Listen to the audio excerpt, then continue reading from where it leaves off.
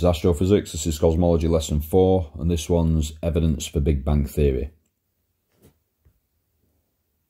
So Hubble's law supports the idea that the universe started in some form of massive explosion.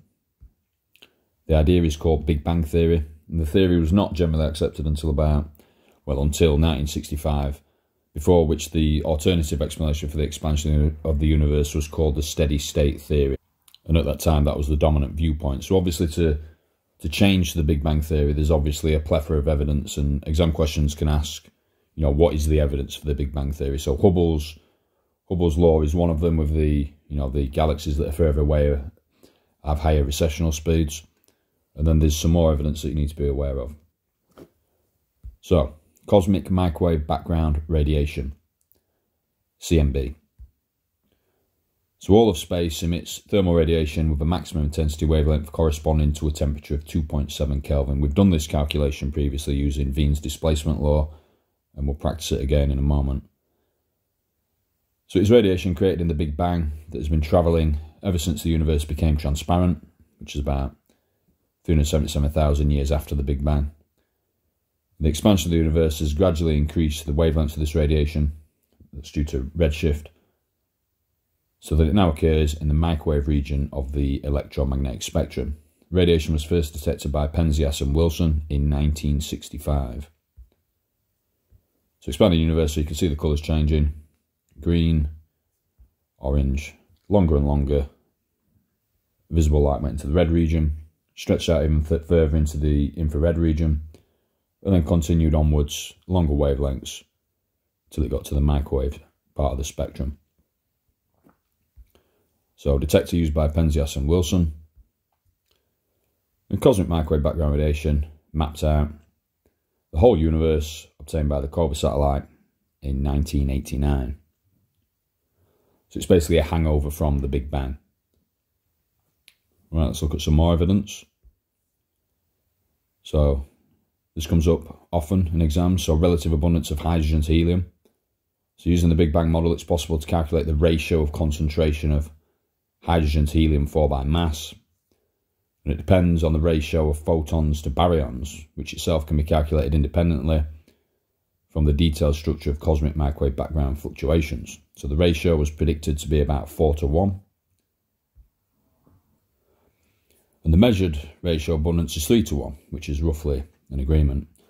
The scientists did other ratios such as hydrogen to lithium-7 or helium-3, and they gave roughly similar results. They're in the right ballpark. Right, let's do a Wien's displacement law revision question. So if you want to attempt this one, so calculating the wavelength and frequency associated with a thermal temperature of 2.7 Kelvin, which is obviously the temperature of space. Unless you're in direct sunlight, then it'll spike up to whatever it is. 400, 500, maybe more, thousands. But space, no direct sunlight, 2.7 Kelvin. So Wien's displacement law, lambda max T. Temperature, remember, has got to be in Kelvin, but it's already in Kelvin. Is equal to 0.0029 meter Kelvin, not millikelvin. So rearrange to find wavelength. So max wavelength is equal to 0.0029 divided by 2.7 Kelvin. So that gives us a peak wavelength of 0.001 meters, or there's another one there as well, which is 1.1 millimeters. And then we can get frequency, so we can use C equals F lambda, and just do speed of light divided by the 1.1 millimeters. So 3 times 10 to the 8 divided by the 0.0011 meters gives us a frequency of 2.7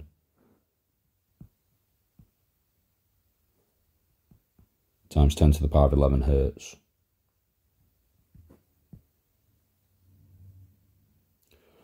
So I want to do another comparison question. So first of all, let's do a little revision on supernova as standard candles. So type 1a supernova, remember they're due to a white dwarf that accretes too much mass, gets past its critical mass, and then supernovas. And they have a known peak luminosity, which allows them to be used as standard candles, so we can calculate the distance away where the supernova occurred.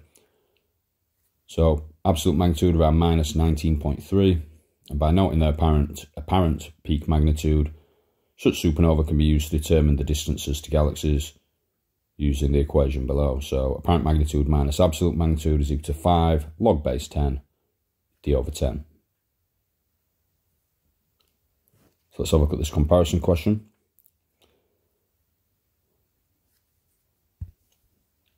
In a distant galaxy, a type 1a supernova is observed to have an apparent magnitude of plus 21 and a recessional speed from redshift measurements of 60,000 kilometers per second. What we're going to do is use two techniques to calculate distance.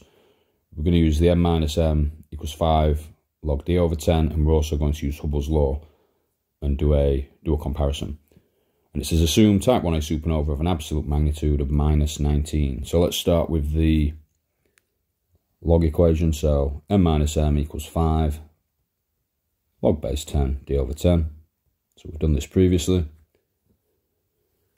Let's put some numbers in. So the apparent magnitude is positive 21, and then minus 19, so plus 19, and then divide through by 5. And that equals log base 10 d over 10. So 21 plus 19 is 40, divided by 5 gives us 8. So then we need to do, I'll write it out like this, so 8 log base 10 d over 10. Then we need to anti-log, so shift log on your calculator, equals d over 10, and then times through by 10. And remember, distance is in parsecs. And since Hubble's law is in megaparsecs, we'll convert this answer into megaparsecs and see what we get. So we get 1 times 10 to the 9 parsecs, which is 1,000 megaparsecs.